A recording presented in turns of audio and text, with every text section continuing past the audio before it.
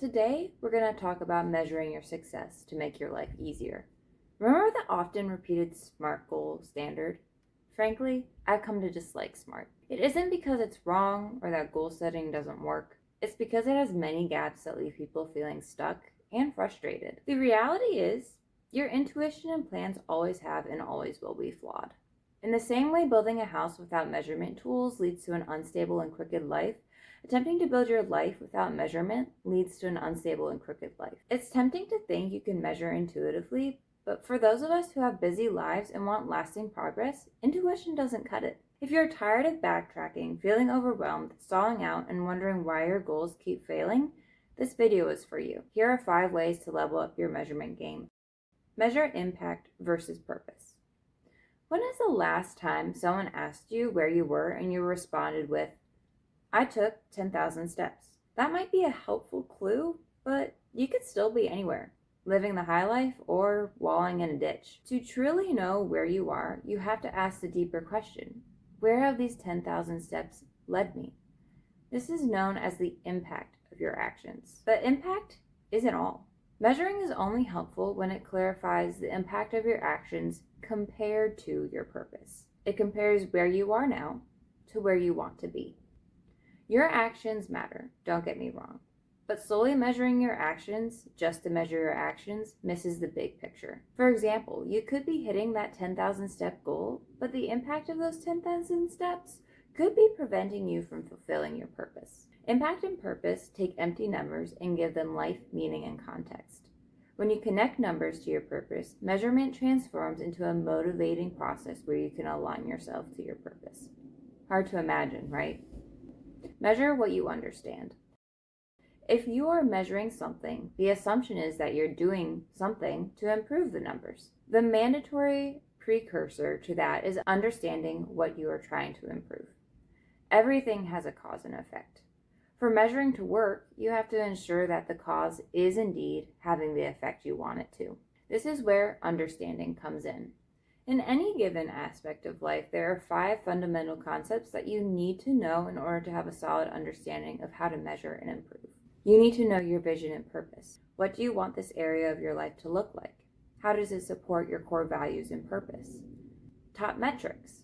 These are high-level numbers and signals that tell you whether this area of life is healthy and supports your purpose.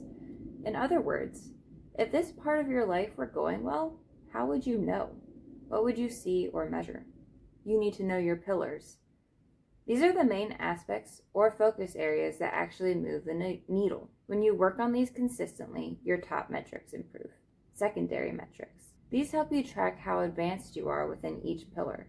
They show progress, skill, mastery. Lastly, you need to know your key tasks.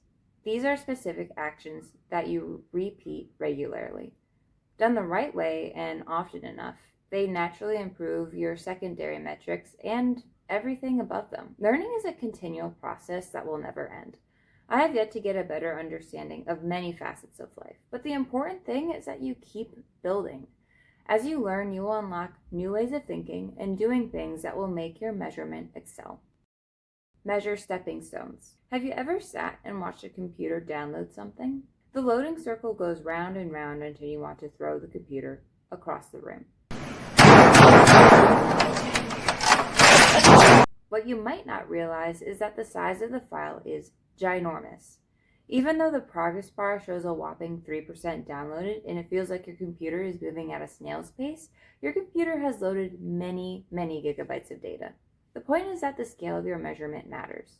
With too big of a scale, any progress will feel minuscule and irrelevant to your current situation.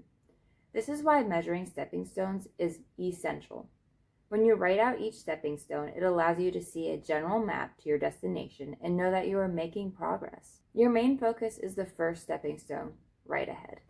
Measure your rate of change. Making 5-year, 10-year, and even 20-year plans always stresses me out. How on earth should I know where I'm going to be in 5 years, let alone 20? There are so many unknowns in life, and there's no way to predict them. There is value in preparing for your life beyond just this month or year, but it is easy to get distracted making arbitrary plans far beyond the immediate present.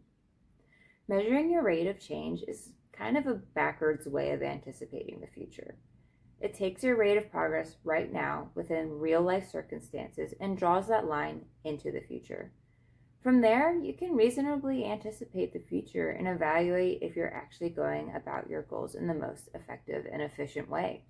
If you aren't, this leads us to the fifth and final way to level up your measurement. Measure the whole system.